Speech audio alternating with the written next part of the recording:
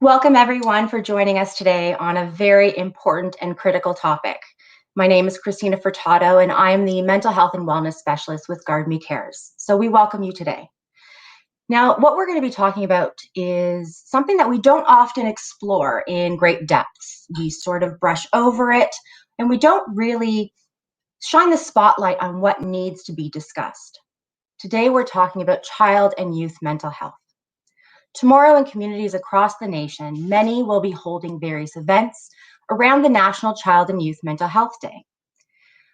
The idea there is to raise awareness and build strong, supportive connections between young people and the caring adults that support them.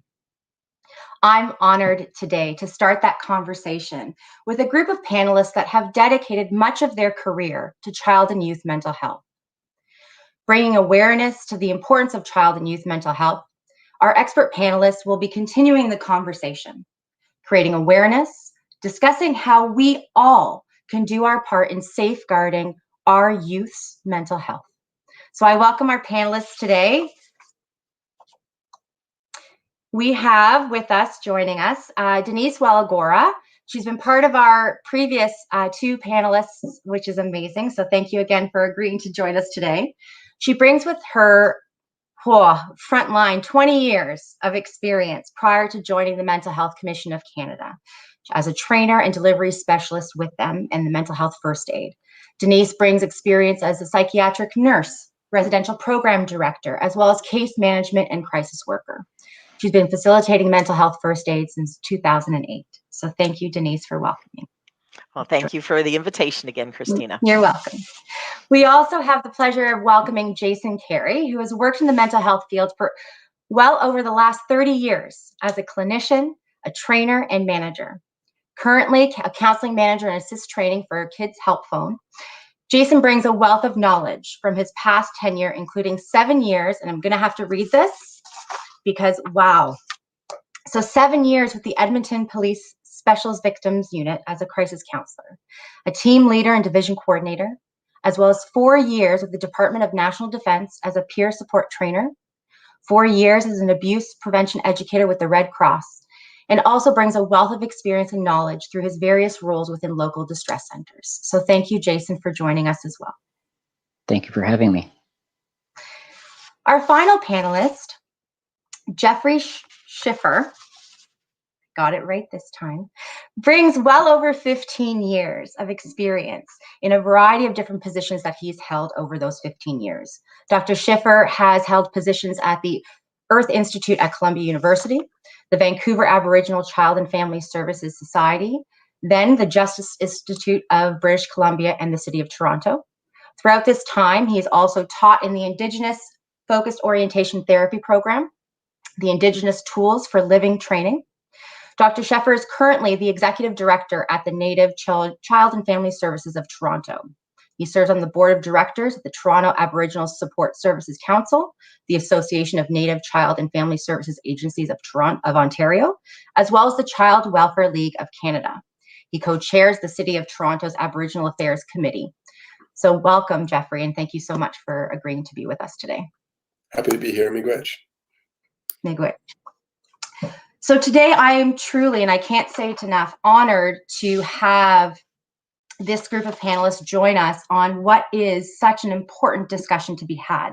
You know, the hope of today is about featuring, sort of shining a spotlight on how our relationships, how our connections with our young people can actually have significant impact on their development of resiliency and their ability to overcome and navigate life's challenges. Stressors, life challenge, it's a given being human. We just need a skill set to better navigate that. And part of that skill set is also what we learn from the adults around us. Addressing the mental health needs of our children and youth is the responsibility of all community members. It's not our duty, it's our responsibility. Children and youth learn from the adults around them. They learn from their parents, caregivers, family members, teachers, doctors. The adults that they are taught to respect and rely on. Now, in these various roles, we impact how children and youth think about and care for their own mental health and how they treat others who may have their own challenges. We have our work cut out for us. These are our future leaders. Let's make a change today and make their future brighter. Having these important conversations can have a huge impact, and is an essential part to a child's development. We know having caring, connected, honest conversation can make a difference. Let's make that big difference today on child and youth mental health. So Denise, we know, as I mentioned, that conversation can have significant impact on change. Why do you think it's important to have that healthy and honest conversation around mental health with our young people? Yeah, thank you for that, Christine. It's a really good question. And, one of the things is that people are so afraid of mental health, and they're afraid to have these conversations. And even when you say the term mental health, people will go, oh, I don't have mental health. We all have mental health. Like we all have physical health, we all have mental health. And when we look at the statistics and we see that 50% of mental health problems begin by age 14, we know that our young people are being affected. And even if we look at this past year, how our young people's mental health has been affected. And when we notice those changes in our young people, and one of the things we always teach in our courses, there's always reason for change in behavior. It's so important to check in with your children, with not just your kids, nieces, nephews, grandchildren, your friends' kids. When you notice this, and making it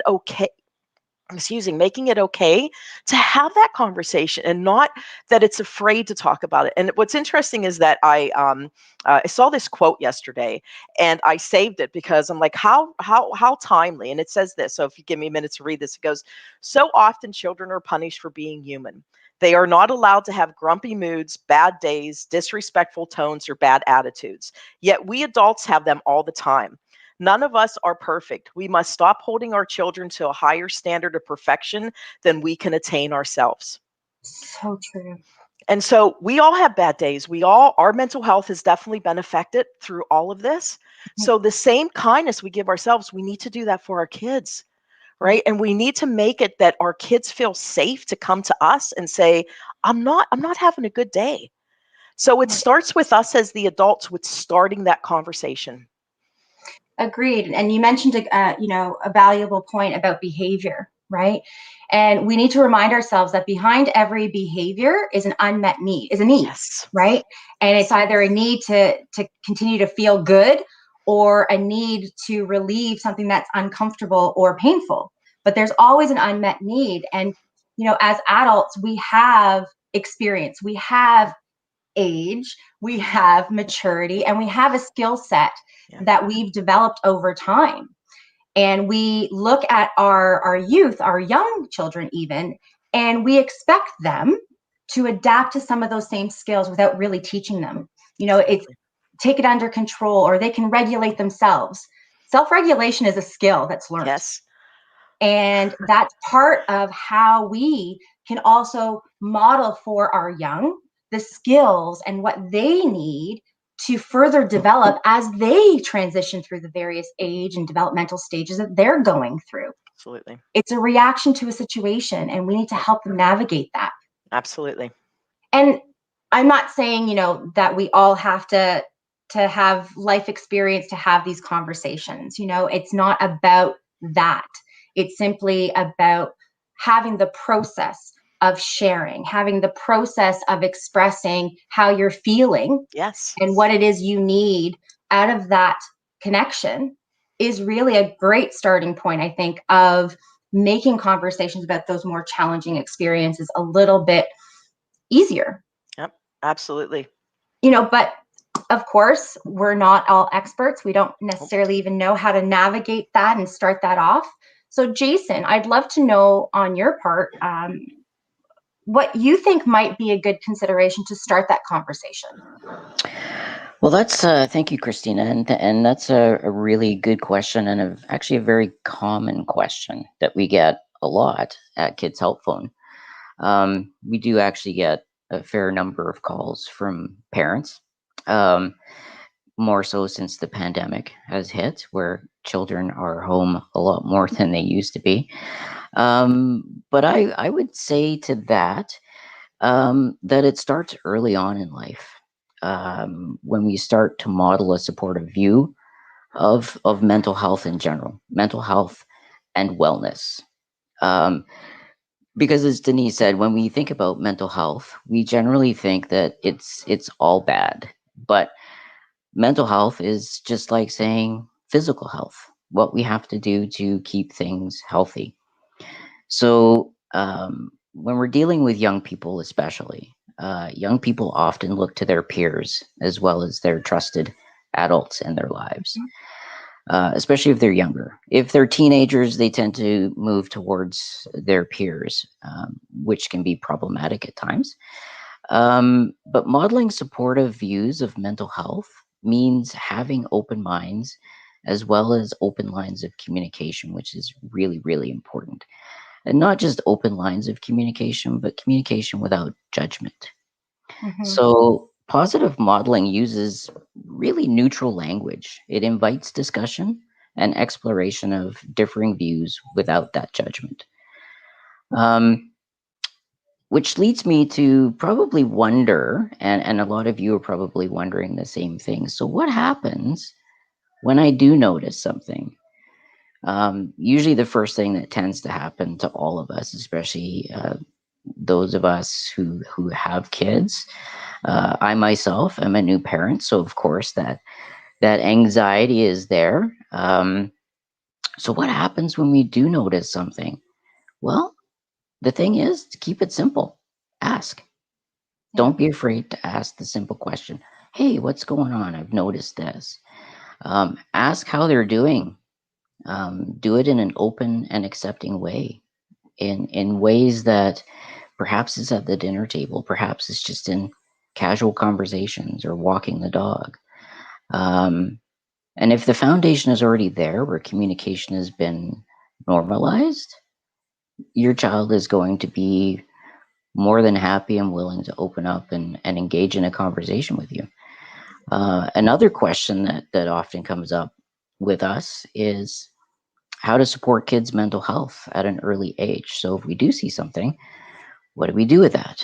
And like I said, mental health, just like physical health, should start early on in a child's life. We are always talking to kids about, eating healthy, exercising, playing, getting fresh air.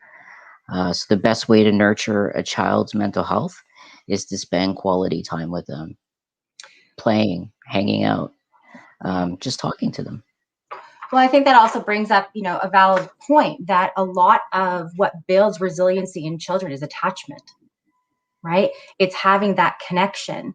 And children, regardless of the age, whether they, be 5, 6, or even a teenager, they're navigating so many different experiences and emotions and interpretations and perceptions of those experiences. They have no idea what's going on, and they're trying to make sense of it all. And having that honest conversation, asking those questions very clearly, very directly, and very openly can really demonstrate to them that you're a safe person, regardless of what role you play in their life, whether it be a parent or a teacher or a mentor. It's a matter of a safe zone to demonstrate that uncertainty of what they're going through, and just help with guidance of allowing them a platform that's safe to guide them through that. And, you mentioned also with regards to sort of highlighting the where and, having it at the dinner table or looking at a means of providing that typical nonchalant, I don't like to use that word, but really just not highlighting or shining the spotlight on what this discussion actually is, because that brings in the stigma, that brings in the judgments right out of the gate. So Jeffrey, I'm interested to hear your perspective on, we learn so much about different cultures and various practices. And, we are all living in a multicultural world that we need to honor some of those practices, but also learn from them, because some practices solidify relationships just in how they present themselves, and it's daily practices and routines to foster those connections. So I'm interested to see where you would think maybe having some of those difficult conversations or those conversations should be actually occurred. Like, where should they happen? For sure, yeah. I mean, I think all of us have seen this mental health crisis become more acute for children and youth over the context of the pandemic, right? And one of the things we noticed very early on at Native Child and Family Services of Toronto was that we weren't able to do a lot of face-to-face services that we did with children and families, and we were seeing horrible challenges with mental health that were disproportionately impacting Indigenous and racialized peoples. That made me think, as a Métis person, to go back to some of my teachings to think, how are we going to address this? And Indigenous people for millennia have understood the connection between wellness and land. In fact, a lot of Indigenous people talk about how you can lean into land for wellness. And, there's also a canon of research now within the mainstream, or whatever you'd like to call it, that really articulates and shows that a lot of the mental health challenges that our children and youth are facing right now can be mitigated through interaction and connection and activity outdoors, right? Indigenous people often talk about the 4 dimensions of wellness: physical, mental, emotional, and spiritual. And all of those things are bound up together, right? They don't exist in isolation.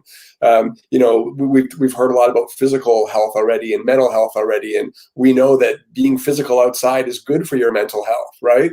So I would say that in a lot of circumstances, because it's not always easy to have the conversation, right? And you can sit down at the dinner table, and a lot of times that's a great time for the conversation. A lot of times the child or youth may not be responsive, right? Like, I know that it's not a good time for me to have a conversation about mental health with my son when he's having an anxiety attack. He's not in the space to receive that. Mhm. But I also know that if he's really anxious and I get him outside and we walk in the ravines and there's water there and there's trees and there's life around him, his anxiety is brought down. And all of a sudden we can have a conversation that we couldn't have had previously, right? So I think that we've talked about how it's important as relatives to connect with each other. And when we say that from a mainstream perspective, we're talking about people as relatives, right? Like aunts and uncles and parents and fathers. Indigenous people have this kind of all my relations perspective that considers our human family to be relatives, but also our non-human family to be relatives, Mhm. right? Like, from an Indigenous perspective, the trees and the water and all of that stuff is also our relatives from a different cultural lens. And I think that when we get kids outside, and we've been doing some work at Native Child and a bit of evaluation to sort of demonstrate this, when we get kids outside, those conversations become easier.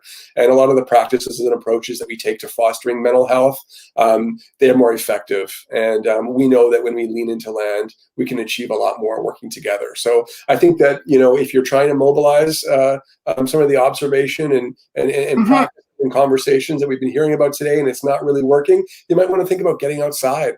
Think about what that conversation would be like in a park or by a ravine or wherever else. Yeah, go ahead. And that is such a valuable point to highlight, is that we're not in the same spot that we used to be in. So we can't expect the same solution. We need to really explore different ways of engaging our young in conversation. If family dynamics or traditional ways that you've done and you've handled conversations previously have been around the dining room table, and your child or your youth has not been forthcoming or actively participating in that discussion, then guess what? That may not be the platform to start these discussions in. It's looking at, the creativity and really setting your intention. What do you want to achieve here? And what are you willing to commit to in order to play out that intention? Denise, what do you think about, the where, the how Yeah. about conversation? Yeah, absolutely. I can tell you that to have a parent take their child and sit them down at the table and say, "Hey, I noticed, this stuff's going on. What's wrong?" That conversation's going nowhere. But if you're outside throwing a basketball, what is your kid interested in? If it's video games, whether you like video games or not, sit down, play that video game. Have those conversations. Like and I think too, it's important for us to be very honest. A friend of mine a couple years ago, she wanted her daughter to go into counseling. And, her daughter was just I don't need to talk to anybody. And I was very honest with her because she's a niece, not by blood, but I'm very fortunate to have nieces and nephews with my friends. And I was very honest with her. And I said, I've seen a counselor before. I said, and I think that as parents, I have a 4-legged kid. That's what I have. Right. But I think as parents, if they have lived experience, then they have the insight into, hey, what helps me when I'm being anxious, or when my anxiety is a bit out of control. And if parents can take that step back and go, hey, this is what helps me. I notice this in my child. Maybe this will help them. And then being honest and saying, hey, I understand how you're feeling, because this is what happens when my anxiety is bad. And I think parents just really have to be honest with that. And, and it starts with the parents. And, a friend of mine too, she took her kid to go look at one of the colleges the other weekend, one of the universities, just to drive around. He applied. And she said it was the best conversation they had in that car driving. So it's, if you can get your kid involved with something else and then bring that conversation in. But the other thing is too, it's not just about where and when, but how. And that it's so important, the language that we use. And it's not like, why aren't you cleaning your room? Why are your grades dropping? It's like, hey, I've noticed that you've been really quiet lately. I noticed you've been staying in your room a lot. I noticed that you haven't been hanging out with your friends online. That's how you want to start that conversation, with what it is that you've noticed and what is it that you're concerned about. Exactly. It brings it back to that behavior. And Yep. though a lot of what I'm hearing also makes me think about the challenges to having those conversations. And it's Sure. not just the challenge of, using the language or having your child or your youth sitting with you to have those conversations, actively participating in it, but it's working through our own opinions and Yes. perceptions and judgments and biases towards that open conversation. If we ourselves are not able to share or to humanize ourselves within that relationship dynamic, and I know some cultures, there is, for lack of a better way of saying it, and I mean no disrespect to any, but a hierarchy, right? Of like parents being up here and the child being a little lower on, in that type of dynamic. And I know, even though Canadian born, I was born to Portuguese parents, and we had that type of dynamic. We weren't open to share how we were feeling, and we weren't open to question how our parents were doing things or not doing things. So I think it's really important for us all to also explore that baggage, those layers that are us, because that could be a factor in either having that conversation go really, really well or it not. So I'd be interested to see what others feel that may be challenges or factors, of course, from an adult perspective, or even from the child or youth perspective, that may be a barrier that we need to identify now and sort of be able to navigate ourselves around. And I leave it open to the floor as to whom would like to share that. Popcorn style. And if we're just waiting for each other to be polite, then I can pick someone. Jeffrey, I think that, there you go. Oh, Jason. Go ahead, no, it's Jason. okay. Go ahead. I think that some of the barriers that we typically hear about, certainly, obviously, first and foremost, the pandemic. This is a word in my vocabulary and probably everyone else's vocabulary that we never want to have to say ever again. Is a pandemic and isolation. And we find that these words are being used so much right now by young kids, and we're getting more young kids reaching out to us because they are feeling absolutely lost, feeling absolutely cut off from society. Everything that they have loved to do, whether it is being outside, whether it's being with friends, whether it's going to school, just even if it's for the socialization, has been taken away.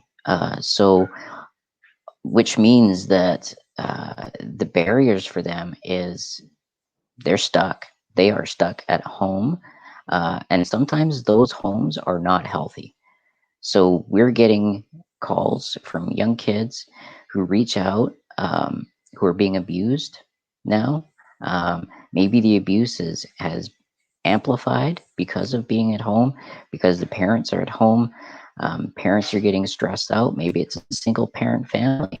Maybe mom or dad is dealing with addiction issues or anger issues, or maybe mom or dad is unemployed. And so there's all kinds of other things coming into play here, and those are barriers to communication. They're not going to talk to a parent who's angry or frustrated all the time or seems just fed up with them.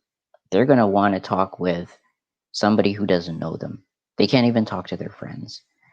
So those are the kinds of things that we see as an organization, and it's really sad and unfortunate. Well, it speaks to, again, just human nature. We look to others for connection. We look to others for answers. We look for others to give us guidance. That's how we as humans are built. And sometimes that connection cannot necessarily be healthy, as you've mentioned, or a reflection of what we are actually needing to support our children in. Denise, I know that you wanted to sort of pipe in there and share. Yeah. Well, I think too, one of the things we teach in our course is that if you're not sure what to do, if you're like supporting somebody and you're unsure, reach out to those services. Call, even if you're a parent, call the kid's help phone and saying, this is what's happening with my kid right now and I'm lost. Call a distress center. I mean, I'm a big proponent of distress centers as well. I talk about the distress centers all the time. Seek some guidance. Call those resources, because we don't know everything and it's okay. I think parents just need to give themselves permission too, that there are going to be situations where you're going to be lost. I mean, I'm an adult and there's sometimes I find myself in situations that I'm lost as well, right? So that's what happens in our life, but don't stay lost. Reach out to those resources that are there and get some guidance onto what to do. You don't have to feel lost all the time. Yeah. I agree completely. Jeffrey, what about your opinion? What may be some additional, outside of what's already been discussed? What else should we be mindful of that may directly impact our ability to have these conversations? I think Denise's point is really critical around the we don't know what we don't know piece, right? And as much as we need to focus on, supporting our kids and youth to be reflective and to understand, because, I remember even watching, my kids learn language and be able to name their own emotions. And it was so powerful for them to be able to say, I'm angry, once they knew what the word anger was, right? And it's a continued evolution to help kids, be reflective and to understand their own feelings, their own mental health and their own holistic health. But we sometimes forget that we also need those supports as parents or as community members to be able to help ourselves be reflective and to observe what's going on around us, not only in with our own kids, but in our communities. We've talked about the kids we're connected to through families or workplaces or whatever else, right? And so I think it's I think someone said it earlier today that mental health and wellness is a collective responsibility of the community, right? And so it's important for us to do the work to be able to be empowered to take part of that mission on, right? And so yes, I think that it's important to call distress centers and kids health phone and other stuff, but just to access resources, kind of like what we're doing right now today, right? Exactly. Participating in things like this to be able to strengthen our capacity to work together towards that end. And that's, again, it just speaks to the unified commitment, right? And if there is that set commitment and that intention of wanting to support, wanting to be a resource, then what do you need to do to actually facilitate that? What do you need to do to feel better about doing that? And sometimes it is knowing when you're not the person to have that conversation, and also knowing those limits that you yourself have with regards to the conversation. Now, there is a question actually that came up that I think is really important for us to address, because it does highlight that, when that peer influence that we spoke of briefly, Jason, and the question was, how do you combat peer-induced hesitancy to talk to parents? So we do know that peers do have significant influence, and we obviously want to encourage a shift in that dynamic slightly.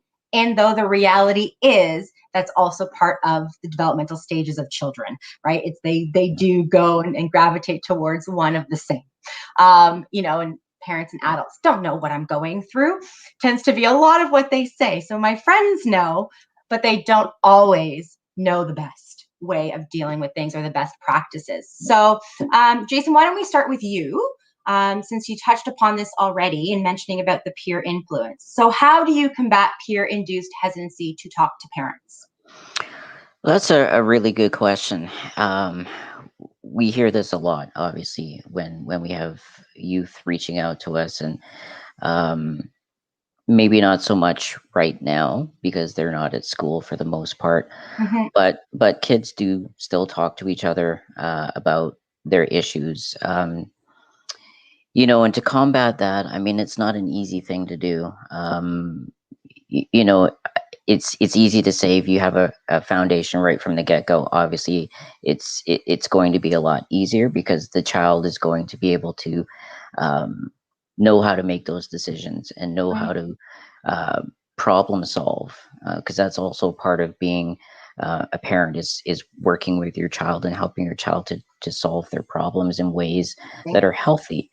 um, but reality says something different sometimes. And so what we have to do is really hear the child first and foremost, uh, really take some time to understand why they're hesitant to reach out to their parents or a trusted adult, Mhm. um, and find out how we can best maybe work towards collaboratively on a solution on how maybe to best approach that subject with a parent or trusted adult that may be able to give them some guidance. And that may be somebody in the community. Maybe it's somebody that they know at church, for example. We get um, young people calling who know youth pastors. And so it's not just going to a parent. Maybe it is going to that youth pastor to talk about certain things that, Yeah. if that's a person they feel trusted with,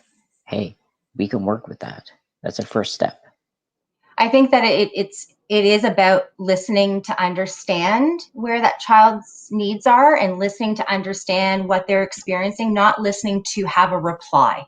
Right? There's a difference between replying and responding. Responding is about taking action that is actually relevant, and really matches what that need is. So when we do take that time to just explore and have conversations to gain information, then we're better equipped to know how to navigate and how to direct and look at those, as I call it, the support pathways, right? Because there isn't a one size fit model. We've talked about this so many times in so many different platforms, whether it be learning styles, whether it be communication styles.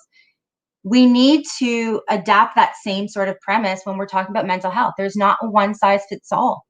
And what maybe even has worked for us as adults, or if we've had our own challenges as a young child ourselves, doesn't necessarily mean that's the end all path that another child requires or can benefit from. And that's why we need to sort of build, as I like to call, the Rolodex of resources at our fingertips, so we're better equipped to know and provide that child options. And I don't know how everyone else feels about that, but that's sort of how I also look at an effective way of really engaging and nurturing child and youth mental health, is giving them options, while not giving them necessarily the choice to develop those options, but come up with sort of a plan and saying, okay, here's what I think might be beneficial. What do you think? What would you like to try? Have you tried this before? It's really giving them that sense of empowerment, and knowing that you're there to support them. So Denise, what else do you think might be effective ways to help engage and nurture child mental health? Yeah.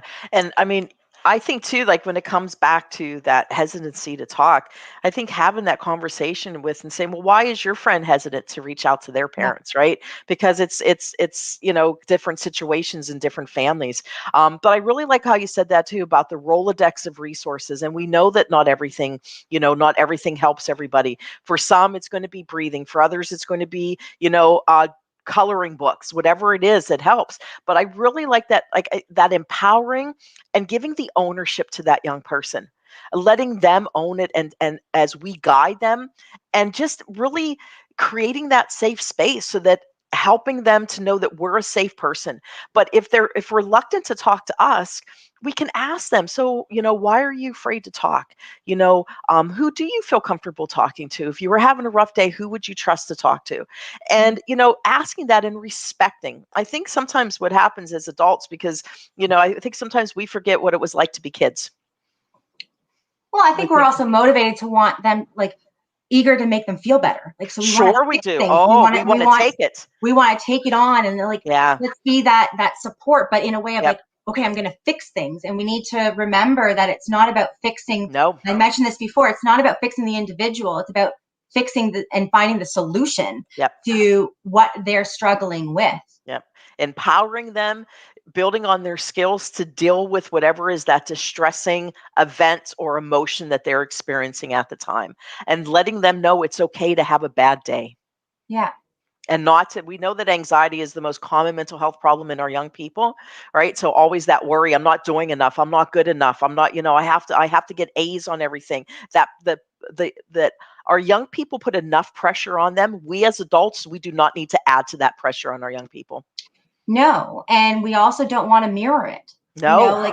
Like there's now I'm going to misquote it, so I'm not even going to try. There was a quote by Gabor Mate, and I definitely anyways, we'll have to think about that. Maybe I'll post it later in our recording of the link. But it really speaks to, children look to their caring adults, and this includes youth, as mirroring what ultimately they are looking for and striving for. They're looking for connection. They're looking for honesty. They're looking for support. They're looking to know that things are okay, or they're going to be okay. If we are not mirroring that for them, and we are trying to figure out our own stuff, it's going to display on them. They're going to pick that up. They are sponges. And I think that part of, the action to take today moving forward, before we even really have those conversations, is take a pulse of your own mental wellness. Take a pulse on how you are managing these situations. Take a pulse and sort of redefine your own relationship with how you cope. Because if we're not at our best, and we are, trying to help our young through their challenges when we ourselves are not able to manage our own, there's a disconnect there. And I always say, there's no broken individuals, there's no damaged individuals. We're all wounded, and we're all disconnected with self. And we need to regain that before we start promoting a more positive dynamic between us and our young. So with that said, and mindful of time and wanting to have some questions, what steps, Jeffrey, I'll pose it to you. I know I've kind of messed up our order a little bit, but what steps do you think we can do to keep and take this conversation beyond today? I think that, one of the most protective factors for children and youth mental health is a circle of supportive relationships. You talked about a Rolodex. I like the question about peer-induced hesitancy to talk to parents. I think one of the hardest things to recognize as a parent is that sometimes you're not the solution. Man, that's tough. Right. Like, and sometimes, and kids need choice, and they need empowerment. We've talked about this. So when I think about what I want for my kids and what I want for kids in the community, I want them always to have 4 or 5 supportive relationships that they can go to. Because if their peers are saying, don't talk to parents, that's not cool. They're probably not saying, don't talk to music teachers, and don't talk to your big brother, and don't talk to uncles, and don't talk to, right? So if they have 4 or 5 different supportive relationships where they know that they can go, and based on where they are and their life stage and the particular challenge, they know each of those people fulfill a different section of that Rolodex, if you will, they can go to different places for that support. And so I think one of the things that we can do, as parents and community members, is to try to support kids and young people to be able to have those resources so that they can then make the choices that they want for the individual that's right for them, given their current challenge or what they might be going through, if that makes sense. Totally does. Thank you so very much. Jason, I pose the same question to you. I would have to agree with Jeffrey in that the larger the circle of resources and supports in place for a young person, the better it's going to be for them. It's almost like having a safety net. So if you can't go to one, you can go to another. it's like us as adults. It's important for us to have that same circle of support. Although we're dealing with much different types of situations, but for young people, they're dealing with a crazy world right now. And I say crazy meaning that it's chaotic and uncertain and scary.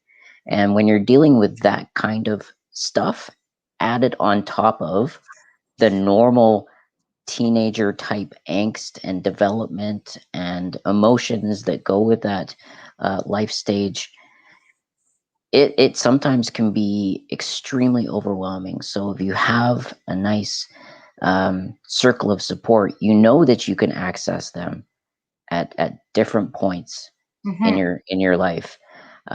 We encourage that too. We have something on our website that we have something called Resources Around Me, and it's something that can be accessed by young people independently. They don't need to come through us. They don't need to go through a parent. They can access it on the website, on their cell phone. They can find resources on their own as well. Yeah. Thank you, Jason. Thank you. Denise, I pose it to you. Yeah, I think too that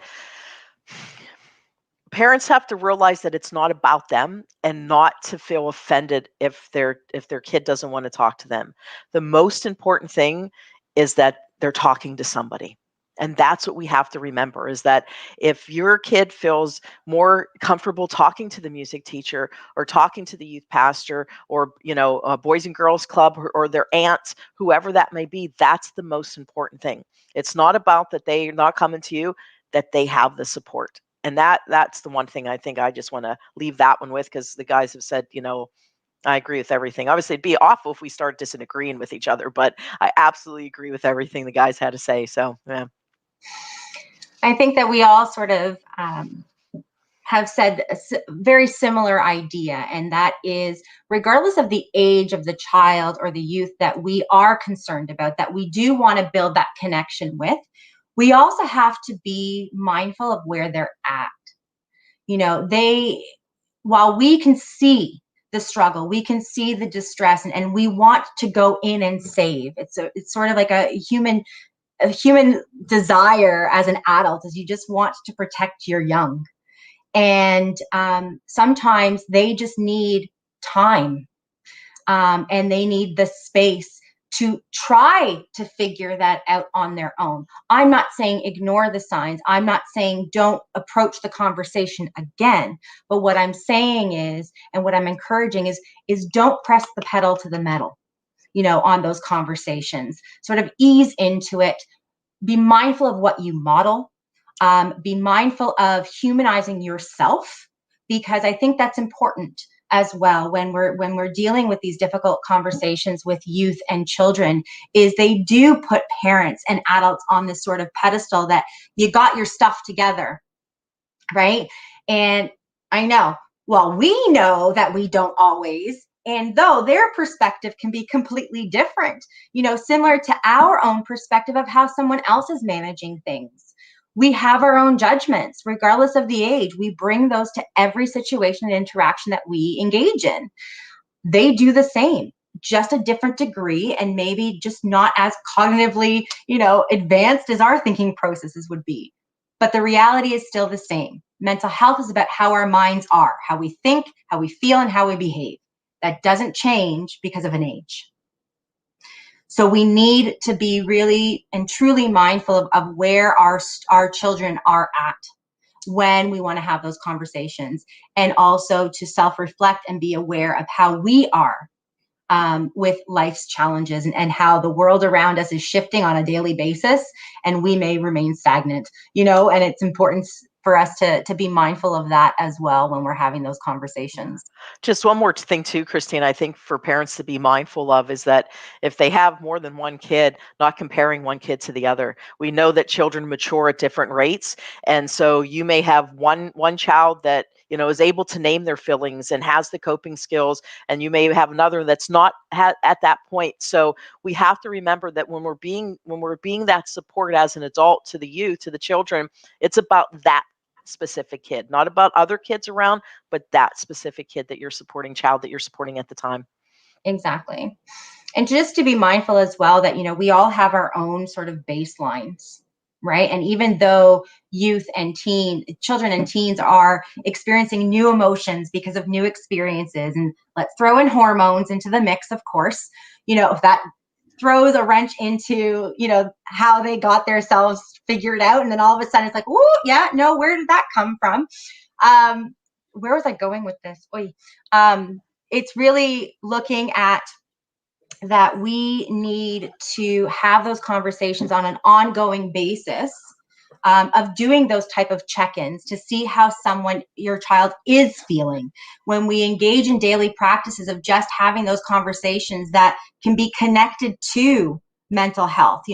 Oh, today I had a pretty crappy day at work, or so-and-so annoyed me and it got me frustrated, or, whatever the case may be.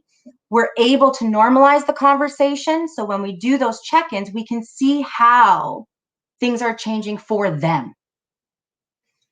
Our baseline's different. Our typical behavior is going to be different. And we cannot rely on what we deem as typical for our child, because they are constantly evolving as they're growing up. Their typical behavior is not going to be typical. You can't say that a 2-year-old is going to be the same when they're 5, behavior-wise. No, life experiences. So we need to always keep a finger on the pulse in trying to gain some sort of perspective, of knowing and understanding where the child and youth are at in order to know how to navigate that conversation. So with that said, I do definitely open the comments to any questions that we may not have addressed, or that people have sort of been waiting to ask. So we'll sort of sit tight a little bit and allow our attendees to pose any questions that they'd like based on what we've talked about, as we patiently await. Could always have some Jeopardy music playing in the background, or Maybe Jeopardy music. I don't know about Jeopardy music. Would it be Jeopardy music? we could actually have any music. Yeah, maybe. I don't know, because my playlist right now is probably going to get everybody grooving. Nothing wrong with that. There's always a dance party here in my office at home. Well, it was while we wait for questions, I, prior to becoming a counselor, I was a teacher. I was an educator for, my goodness, 15 plus years. And I used to hold random dance parties in the middle of class, again, just to show that they can deal with the stress of what they were managing during that day, and be okay to just take a break and let it loose. And it really also highlights different ways that parents can model, ways of, when you're just having a hard day, it's not having that conversation in front of your child. It's about how do you have that conversation in front of your child to know that your day wasn't perfect. And I know that, quite often parents, will have those difficult adult conversations in private. And of course, I'm not saying that all conversations need to be shared with the family. That's not what I'm saying. And though I think it could be helpful to have some of those conversations in an appropriate way in front of your children, so they get an appreciation that, you're having a not so great day, but you're managing it, and this is how you're managing it. Modeling a coping skill that they can learn and adapt to their own life. We do have a question in the chat, so let me read that out. How do you overcome children who are not talking to you, and they're not talking to anyone else? So we'll go in reverse. So on my screen, so Denise, we'll start with you. So one of the things the most important thing is that they feel that they have somebody to talk to. And so I would be asking, why they're hesitating to talk.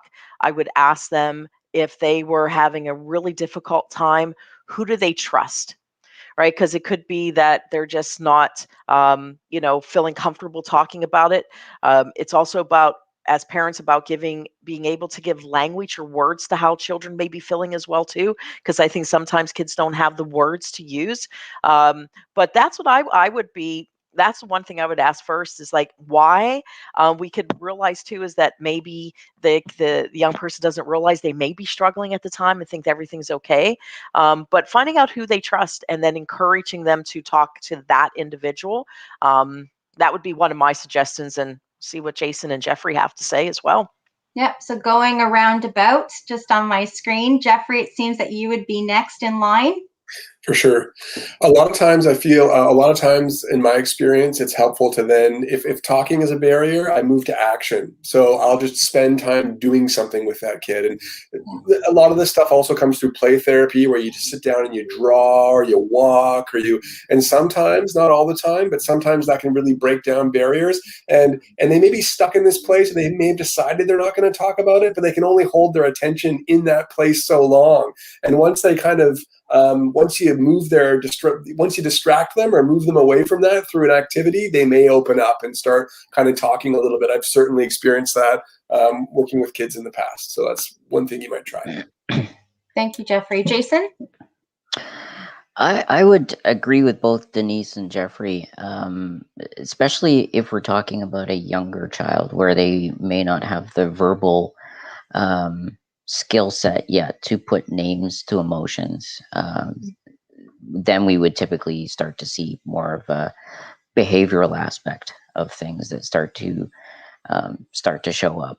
But I think if you're looking at a younger person, even a teen to some respects, if they're just not talking about stuff or the things that you feel that they need to be talking about, you can't force it. It's like hitting a round peg into a square hole. It's not going to happen no matter how hard you hit it.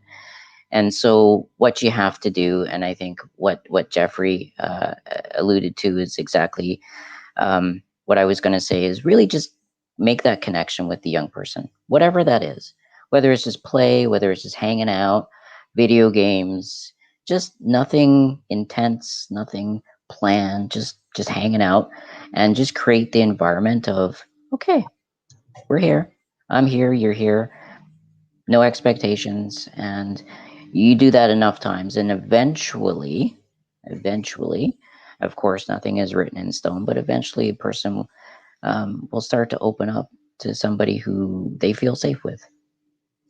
It brings me to the point I made earlier with regards to, fostering resilience, because that's, again, what we want to achieve here. And when a child's not feeling, not feeling able to cope, it's trying to tap into that skill set to help manage that difficulty, whether it be reaching out to someone, whether it be to do art, whether it be to just simply sit with that emotion. It is attachment. It is connection. It's building a relationship that is consistent, and it's building that relationship of just being present, just being there, with that child, again, regardless of the age. That in itself builds the foundation that shows them you are someone to talk to. So if I'm not able to figure it out on my own, you're my person. And whether it be a parent, whether it be a teen, it doesn't really matter. It is about meeting them where they're at, not pushing the topic, because you need to know. You need to know for your own being. You need to know, and you're pushing because you need to know, not because they are needing to share. So we really need to draw a line there between what does the youth need versus what role do we play in fulfilling that need.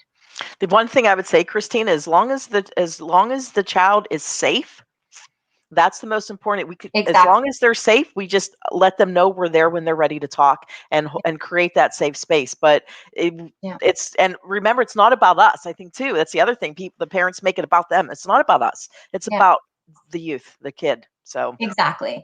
Something else that I've suggested to parents of younger children that, again, don't necessarily have the vocabulary or the ability to even make sense of their own world, is actually put a little diagram of art that they did as a family without really speaking as to the intention of it. And it was a circular art piece because it is about the circle, and to also tap into some of the Indigenous practices and the value of circles, right?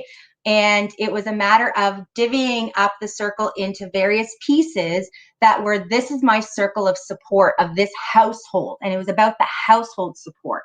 And they identified different avenues of support for each family member within that household. So it became a family event, but it also really highlighted as a visual that there is support there. And while I'm one piece of the pie, one piece of the circle, there's so many other aspects that that child, that youth at any particular time can actually access.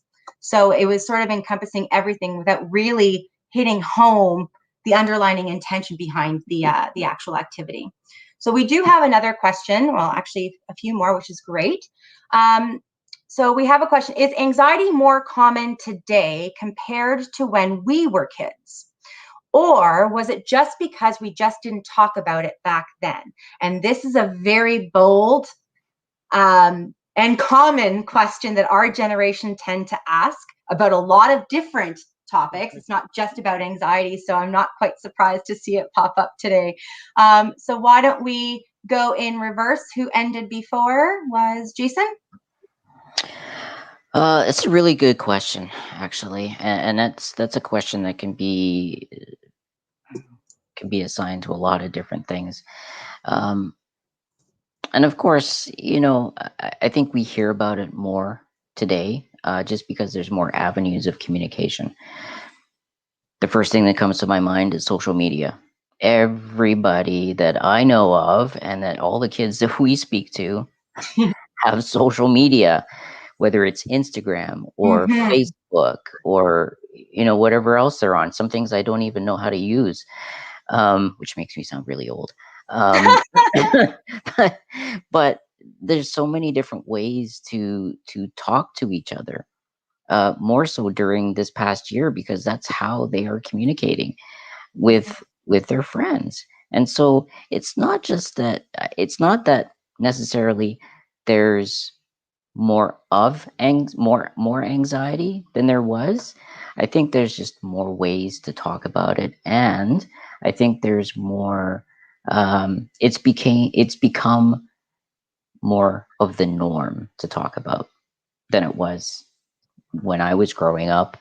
I think it's mental health in general is a very hot topic right now, and anxiety is part of that. And so I think it's going to continue.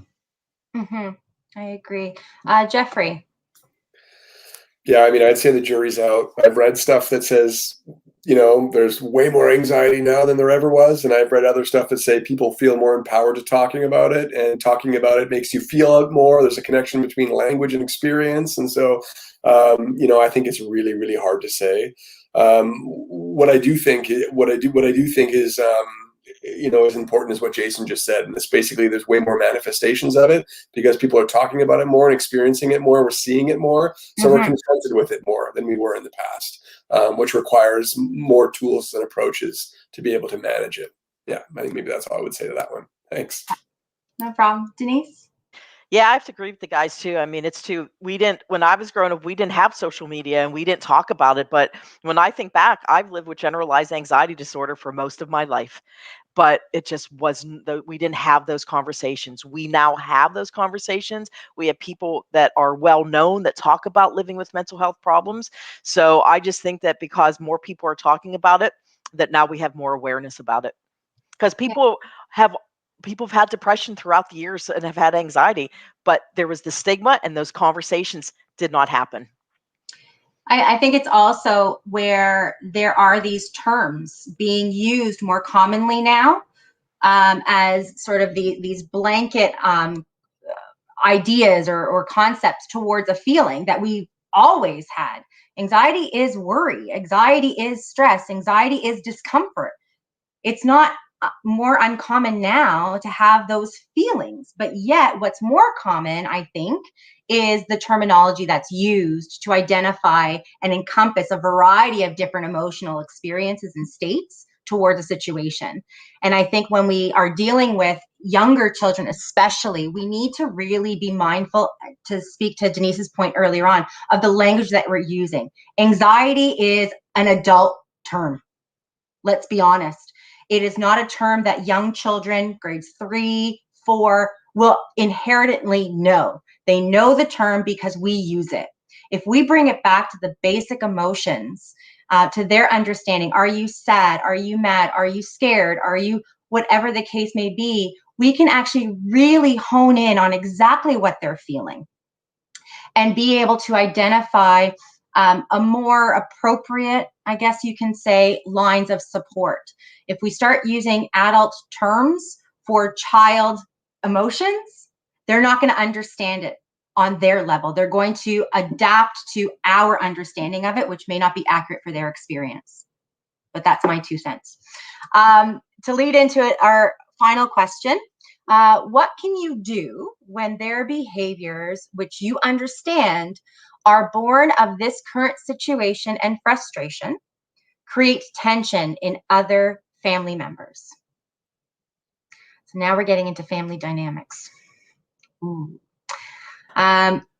Roundabout reverse, Denise, you're up. To me, it's about conversation. Yeah. I mean, it just comes back to that. It's about, I think about situations I'm dealing with family and about, which is with adults, but it's about education. It's about having that conversation and realizing that in this current situation, as we know, everybody has reacted differently, has managed differently throughout this last year with the pandemic and the ongoing restrictions and lockdowns that we continue to find ourselves in. And it's about having that conversation, let family know, like, listen, everybody's reacting to this differently. This is the way he or she is, right? That's not how we do. So how can we can only control our reaction to somebody else's behavior. So talking to those family members and saying, so you can control how you react. What are you going to do to keep it more peaceful or whatever the situation may be? So I don't want to take too much time that the guys have, so I will leave it there. Jeffrey, what do you think? I definitely agree with everything Denise said. I also think empowerment and choice are big here, and this is where equity comes into it. Like, I've got a tiny little backyard. When one of my boys is irritating the other, I can say, hey, how about one of you goes outside and the other one plays, here. So I think also ensuring that all the members of the family have resources and tools and options available, and obviously working that out through conversation, as Denise said, right? And equity implications come in here because if you're an intergenerational family in a tiny little Toronto community housing complex where, there isn't a lot of room for what I just described, right? So I think, I'll end there. But I think before I go to Jason, I'm sorry, having that separate space, yes, as mentioned, not every family has. However, if you do have the privilege of having that space, if you do have the privilege of having a partner to share that family dynamic with, have private time with that child.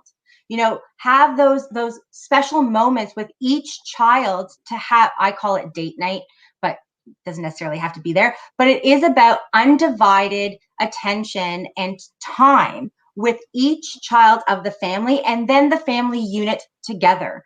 But there is a need that needs to be met behind the behavior, regardless of the family dynamic. Christine, it's killing me. I just got to say this. I think what parents, I know, sorry, but I think, and sorry, Jason, but I think what parents also need to realize is that all their kids, their whole life is in the house.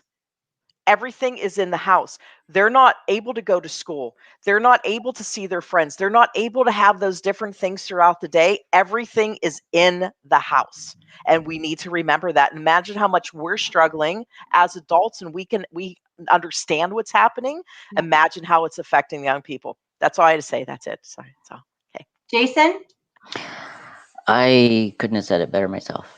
Denise, Jeffrey, Christina, you've all really hit it on the head there. I think these are really difficult times, and again, it comes down to you can't force anything. What it comes down to is just acknowledgement of what you see, not making any assumptions, but what you see, and just changing the environment a little bit. Maybe it is doing something different, get out of the home environment, because if the home environment is the source of stress and what's happening in it, sometimes just removing yourself, even for a short while from that environment can help so much. Yeah, thank you. And with that said, what an amazing discussion, and I truly want to extend a very special thank you to all of you that have joined us today, virtually through our various platforms as attendees, and then especially to my panelists for your contribution. It has totally left, at least it has left me, I can't speak for everybody else, but it's left me feeling inspired and motivated and encouraged to continue to do my part and encourage others to do theirs. And there was sort of this highlighted call to action that I am going to bring into this discussion that was about National Child and Youth Mental Health Day. And it is about now is the time to shape a brighter, healthier future for the next generation. Hashtag I care about you. And I really hope that we truly inspired everyone that joined us today to look at and become more aware of what their contributions are to our youth, our young people, and really be committed to changing that dynamic and just really ensuring that the light is being shown on their future in a way that is positive, inspiring, and empowering. So I look forward to seeing everybody during our next Real Talk, which is having a voice at the table, taking real action on equity, diversity, and inclusion. And this is scheduled for Thursday, June 17th at 12:30 Eastern. So thank you again, everyone, panelists especially, for joining us today for Real Talk. Take care, stay safe, stay positive. Namaste.